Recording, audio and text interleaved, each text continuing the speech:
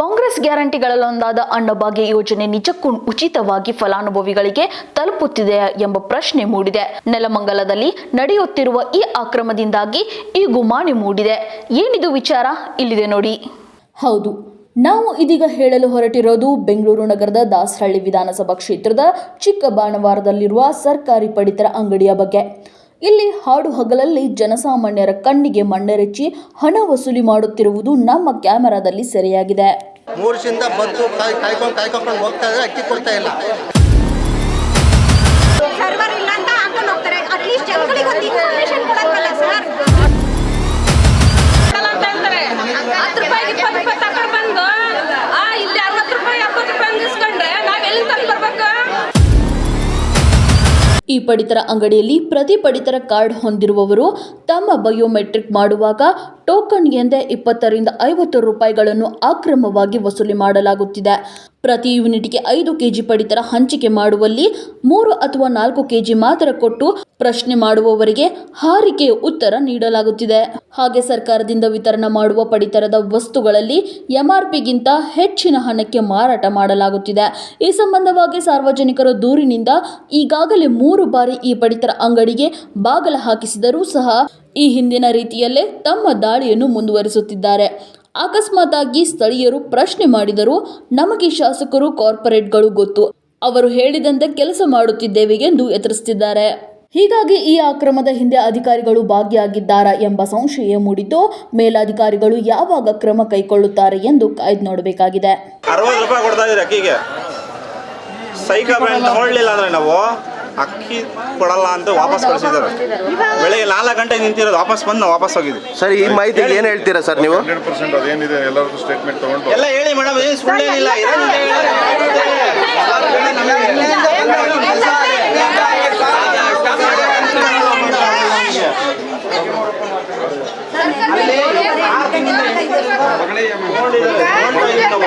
ಎಲ್ಲ ಅವ್ರದ್ದೇ ಸರಿಪಡಿಸ್ಕೊಡ್ತೀನಿ. ಮತ್ತೆ ಯಾಕಂದ್ರೆ ಈ ತರ ಕ್ಯೂ ಎಲ್ಲ ಅವ್ರು ಮಾಡ್ಕೊಂಡಿಲ್ಲ.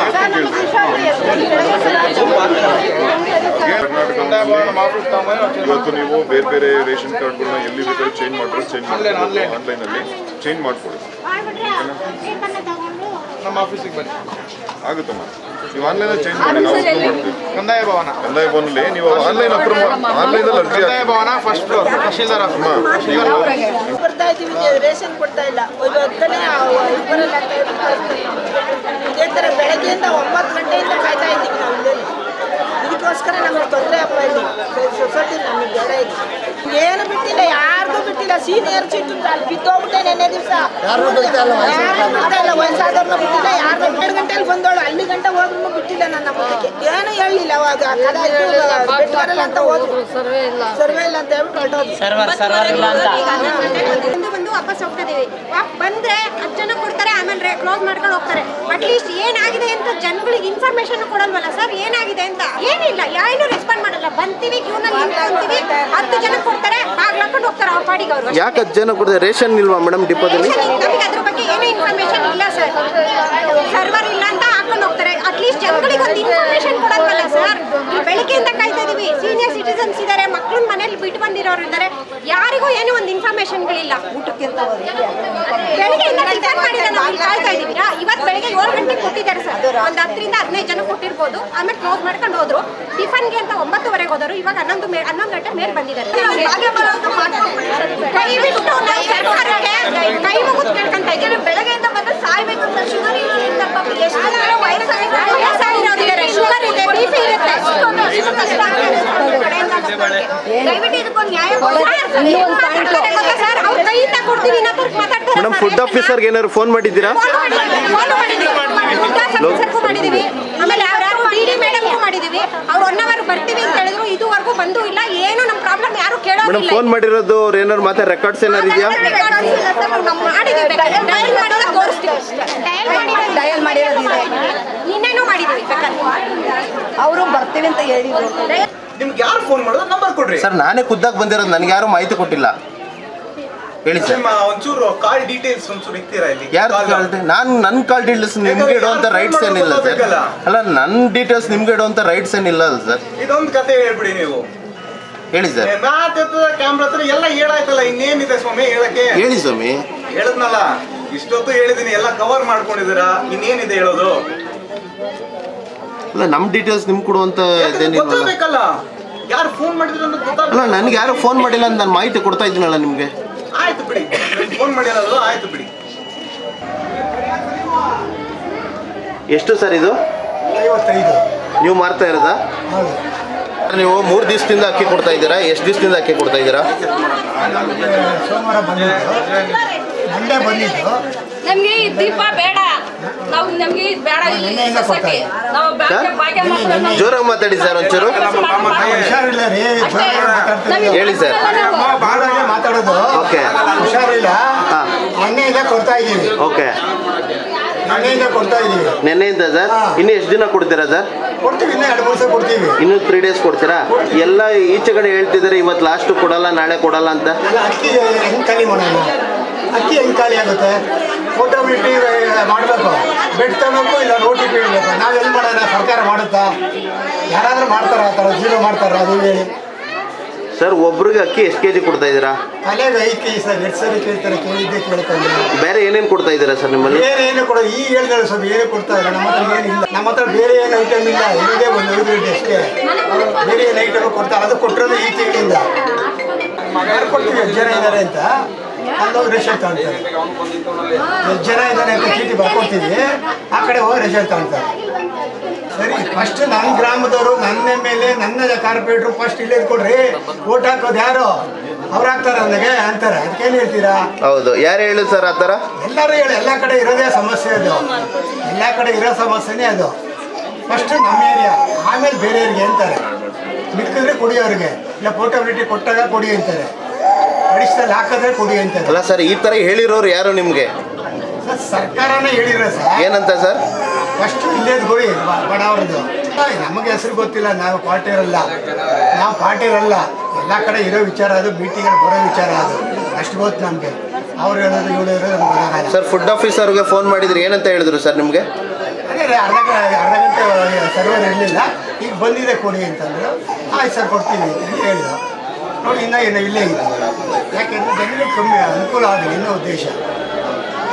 ಜನ ತಗೊಂಡೋಗೋದ್ರಲ್ಲಿ ನಮ್ಗೆ ಮಡಿಕೊಂಡು ಏನು ಪ್ರಯೋಜನ? ನಾನೇನು ಬೆಟ್ಟ ಹಾಕೋಕ್ಕಾಗಲ್ಲ, OTP ಹಾಕೋಕ್ಕಾಗುತ್ತರ? ಒಂದು ಕಾರ್ಡ್ ಮಾಡ್ಬೋದು, 2 ಕಾರ್ಡ್ ಮಾಡ್ಬೋದು, ಎಲ್ಲ ಕಾರ್ಡ್ ಮಾಡೋಕ್ಕಾಗುತ್ತರ? ನೀವೇ ಯೋಚನೆ ಮಾಡಿ. ನಿಮ್ಮ ಬ್ಯಾಂಕಲ್ಲಿ ATM ನೀವು OTP ಹೇಳಿದ್ರೆ ದುಡ್ಡು ತೆಗಿಯೋಕ್ಕಾಗೋದು. ದುಡ್ಡು ನೀವು OTP ಹೇಳಿದ್ರೆ ದುಡ್ಡು ತೆಗಿಬೋದು, ಇಲ್ಲಿ ತೆಗಿಯೋಕ್ಕಾಗುತ್ತರ? ಅದೇ ಥರ ಇದು ಸಿಸ್ಟಮು. ಇಲ್ಲ ಬೆಟ್ ಕೊಡಬೇಕು, ಇಲ್ಲ ಅಂತಂದರೆ OTP ಹೇಳಬೇಕು. ಅದು ಇಲ್ಲಿ ನಾವು 100 ಕಾರ್ಡ್ಗೆ ಮೋಸ ಮಾಡೋಕ್ಕಾಗುತ್ತರ? ಇದು ಜನದ ಕುಚ್ಚೋದನೆ, ರಾಜಕೀಯ ಕುಚ್ಚೋದನೆ, ಅಸೂಯೆ ಕುಚ್ಚೋದನೆ. 3 ತಿಂಗಳಿಂದ ನಮ್ಮ ರೇಷನ್ ಹಾಕ್ಕೊಂಡು ಮಾಡ್ತಾ ಇದ್ದಾರೆ.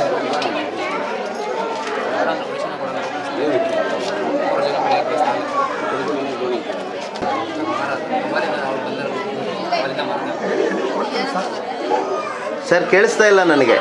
ಹೇಳಿ ಕಳಿಸ್ತಾರೆ. ಏನಂತ ಸರ್? ಅವ್ರು ತೆಗೆದಿಲ್ಲ, ಕೊಟ್ಟಿಲ್ಲ, ಮಾರ್ಕೊಂಬಿಡ್ತಾರೆ.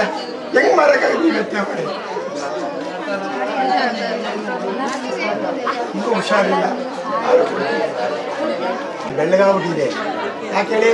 ನೀವು ತೊಂದರೆ ಕೊಟ್ಟು ಕೊಟ್ಟು ಕೊಟ್ಟು ಸುಮ್ಮನೆ ಅರ್ಜಿ ಹಾಕ್ಸಿ. ಒಬ್ಬರಿಗೆ 5 kg ಅಕ್ಕಿ ಪರ್ ರೈಡ್ 5 kg ಅಕ್ಕಿ ಕೊಡ್ಬೇಕು.